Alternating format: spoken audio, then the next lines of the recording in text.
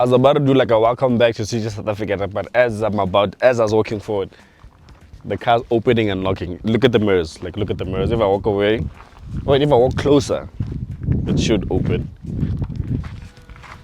If I walk away,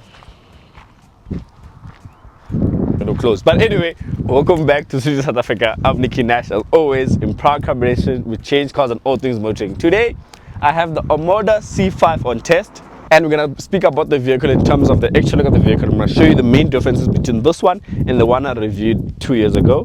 And I'm going to show you about the interior. But I'm going to tell you interior, there is no difference in terms of the interior for now. But I'll show you the interior in case you haven't seen the interior of an Omoda C5. I'm going to tell you my thoughts on the vehicle in terms of the drive. We're going to speak about the pricing because there is a lot of these vehicles on the road. And this review is essentially for me to understand why this vehicle is loved so much, and I'm going to tell you whether I love it or whether I like it or I don't like it, and whether if I recommend it. But yeah, let's get into the review.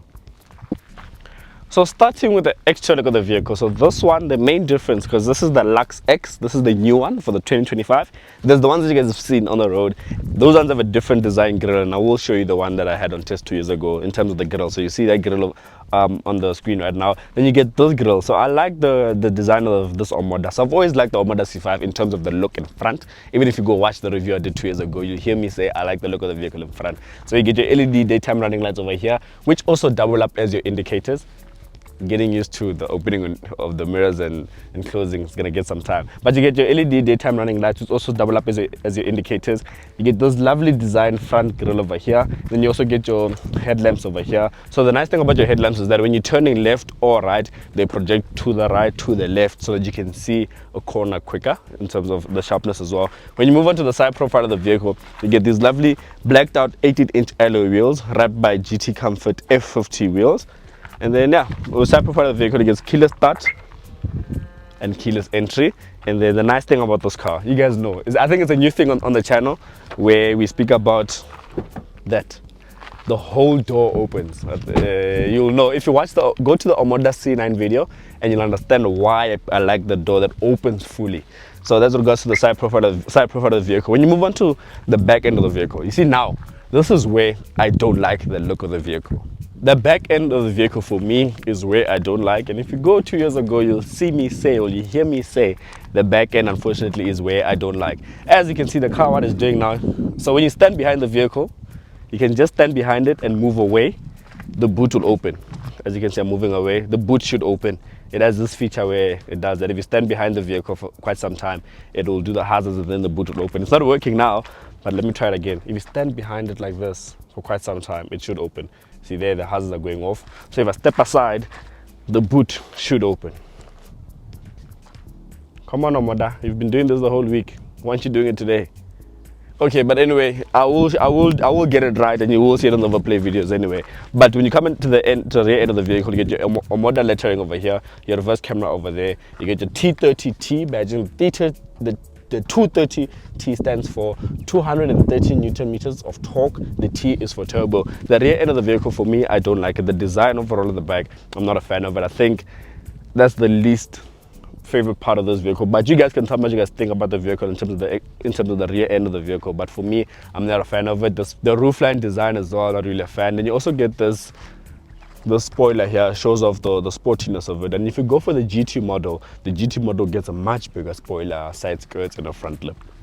So when you get into the interior of the vehicle, firstly you need to speak about the seats. You get this lovely, beautiful leather wrap seats. These are like bucket style design leather wrap seats. I actually do like them. They're quite comfortable. You get electric seats for the driver and electric seats for the passenger as well. And then you move on to the steering wheel. Steering wheel, I really do like it. It's a flat bottom steering wheel. You get your Omoda lettering over here, and then on the left hand side, this is your cruise control. It controls your cruise control on the left hand side.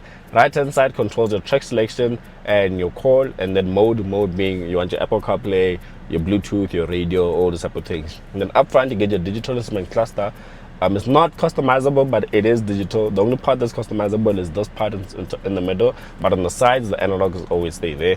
You get your touchscreen infotainment system, which supports Apple CarPlay and Android Auto wirelessly, and we'll come back to that in a bit.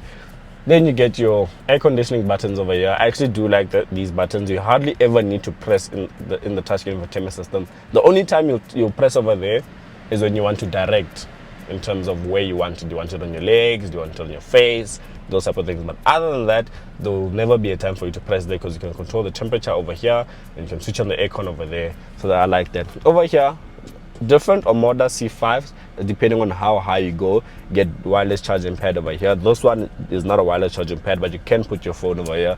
But being in the country that we live in, I don't advise you to put your phone over here. You get your gear selector over here, handbrake button over here, auto hold button, drive select mode, so you get an eco, normal, and sport. Your volume knob, this is also a very rare commodity in terms of Chinese vehicles, getting a volume knob. So big ups to Omoda for getting a volume knob. And then you press that, and you get your 360 view camera. See, they're cooking. So you can see the front, as you can see right now is the front. You can see the back, and then just hold on, try to figure this out. You can see the front, and you can see it in 3D mode essentially. So you can go around the vehicle. So I like that about the vehicle. Then you can see it go back in the front. So I like the fact that you get a 360 view camera. There's cars that are more expensive than this car that don't have a reverse camera. And I'm speaking to you guys, the German brands. The German brands are like 2 times, 3 times the amount of this vehicle, but they don't have simple features like that. As you can see over here, this cable, you connect it on the left hand side. So instead of bringing it this side, you can bring it through over here, and then you can have the cable right here, closer to you or wherever. So I like that about the vehicle. Now moving back to the touchscreen infotainment system, you see this Apple CarPlay when you are driving, and I need to speak about this. So I'm gonna speak about it because it's what I'm experiencing. I've experienced it in this car. I'm not saying all Omoda C5s experience it, but I'd like to believe the vast majority of them do. So when you're driving, connected to Apple CarPlay, randomly the car will disconnect. It will disconnect, it happens, and then you'll have to reconnect. So I don't like that. And as you can see right now in the overplay video, there's a part where the car was connected to Apple CarPlay, but it didn't want to show me Apple CarPlay. As you can see, I'm busy pressing the Apple CarPlay icon, but nothing is changing. But the car is connected. I can hear the music playing, but I can't change the music. I can't control the music. I can't see my maps. I can't see Waze or anything like that. But so it's something I don't like, because I think about it in terms of owning this vehicle. This is happening to a 2025 vehicle. Now imagine if this vehicle in 3 years time, how that will be. So I hope that Omoda is listening and is taking this into consideration, that this is a problem, so that they can bring a software update that eliminates all of that and make the touchscreen infotainment system seamless as it can be. And then moving on to up top over here, you get your sunroof. You can control it over there. Then you get your glass sliding sunroof as it pops up like that, and it opens. So you girlies, you're up that love the sunroof. Unfortunately, it doesn't go all the way, but it does open. So it's a good feature. Big ups to Omoda. They're cooking, man. They're cooking. So when it comes to the driver's vehicle, and this is where the Chinese have an upper hand on vehicles in and around this price tag. So vehicles that are in and around this price tag don't have a turbocharged engine. It's quite rare. When you look at your Suzuki Fronx, Grand Vitara, Toyota Urban Cruiser, Toyota Corolla Cross as well, they don't have a turbocharged. So this one has an upper hand, because when you're looking at it like that, this vehicle has decent power. It puts a bit more power than the vehicles that I just mentioned. So under the hood in this vehicle, you're getting a 1.5 liter turbocharged engine, which produces 115 kilowatts and 213 newton meters of torque. And for the overall day-to-day drive, it's more than enough power. When you're on the highway as well, and you put your foot down, like right now, you'll see this is eco, by the way, and that's already 72. So the car does go, it does pick up. And for me, I actually do like it, because when you want that power, you do get it. So it's a big advantage on those one. When you look at your likes of from the Japanese, like the Suzuki, the Toyota, they don't have that. That's where they struggle. And you look at the fuel efficiency of this vehicle, Omoda claims a fuel efficiency of 6.9 liters, but I've been averaging 7.5. It just went up now to 7.6 after I did that spirited drive for a bit. So I've been averaging 7.5 liters to the 100, and for me, I think that's okay. I can't complain too much. And right now, I've done 469 kilometers, and my range is saying 85. So I can easily do over 500 kilometers on this car, and this car has a 51 liter tank. So for a 51 liter tank, having the ability to do over 500 kilometers, closer to 600, I think that's a big improvement, because when these cars were launched into the country, us as journalists and people that own the vehicles, we used to complain in terms of fuel efficiency, that those car is not fuel efficient. So I think there's a big upgrade. And when you're driving the vehicle over road imperfections right now, because I'm not on the best roads, but it gets the job done. It handles quite good.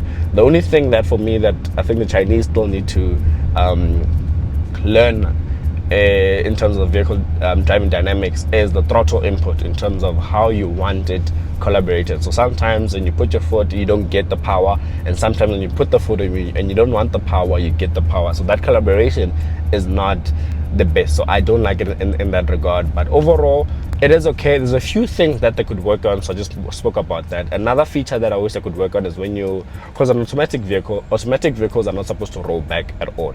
In those vehicles, sometimes even if you're on a steep and you slow down to a steep incline, the car will roll back just a bit, and you have to go on the brake, and then the auto hold will apply. So I don't like that about the vehicle. So there's just a few things that I can pick from this vehicle, but overall, for the day-to-day driving, understand why this vehicle is loved is because of that. It gets you the power, it looks good, and so it makes sense. Let's speak about my overall thoughts of the vehicle and whether I would recommend this vehicle, and I'm going to speak about the pricing of the vehicle and the competitors.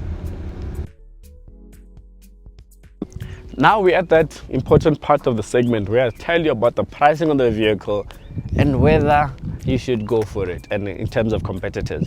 In terms of pricing for this vehicle, you are looking at paying, when you at a starting point of view, those cars priced at in and around 330,000 Rand, and that's for the street model. And it makes sense why there's so many of these vehicles on the road, because for 330,000 Rand, there's not a lot that you can put up against an Omoda C5 in terms of value proposition, so it makes sense.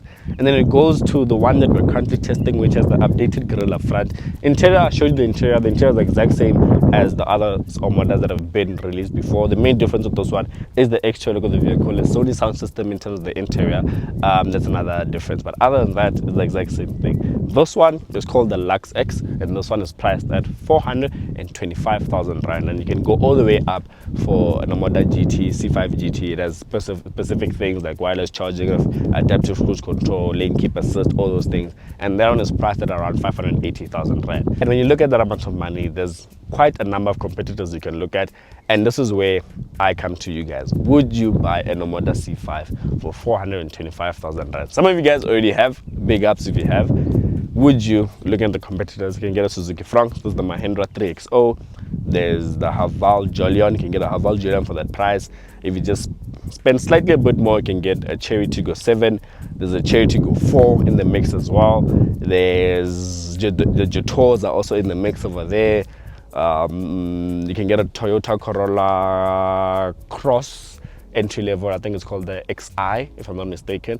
That's priced just under 400,000 Rand. So there's a lot of cars. There's many cars that I'm mentioning and those that I left out. You can get a Kia Sonet as well. You see, as I'm thinking, you can get so many vehicles, and this is where I come to you guys.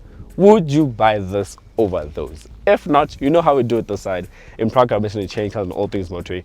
Go to the Change Cars website, put 425,000 Rand, body type SUV, and look at what pops up. And when you get the vehicle there, comment down below what you'll buy for that amount of money. If you're looking for your next insurance code, you can get your next insurance code in under 90 seconds. Click the link in the description box below to get your next insurance code through Naked. Remember, we're on the road to 50,000 subscribers by the end of this year, and we're going to do a big giveaway. Also, quick one guys, if you're buying a vehicle, whether that's on the Change Cars website or not on the Change Cars website, and you get it and you get a code, a brand new vehicle, and you get a code, hit us up, go to the Change Cars website, click beat my code. If it's a new vehicle and you click the beat my code, Change Cars will beat the code that you got from any other dealership that's not on the Change Cars website. So when you're buying a vehicle, check that out. But yeah, this has been the review of the Omoda C5. I do like this vehicle. Would I buy it personally? No, because there's still a lot of things that Omoda needs to improve on before I can buy the vehicle if I was in that market. Would I recommend the vehicle? 100%. I'll tell you to look at this vehicle amongst other vehicles. I wouldn't tell you to buy this vehicle and disregard everything, because there's some cars like a Toyota Corolla Cross. I'll definitely tell you just buy a Toyota Corolla Cross and leave everything else, because it's a Toyota Corolla Cross, like it's a Toyota Corolla Cross. This one on the other hand, I won't tell you to buy an Omoda C5 and don't look at the rest. So definitely look at this, look at the rest, go test drive, make your decision. I'll see you guys in the next one. I'm signing out in proud collaboration with Change Cars on all things motoring. If you're looking for your next insurance quote, you can get it in under 90 seconds. Click the link in the description box below. I'll see you guys in the next one. Yeah, road to 50,000. I'm signing out.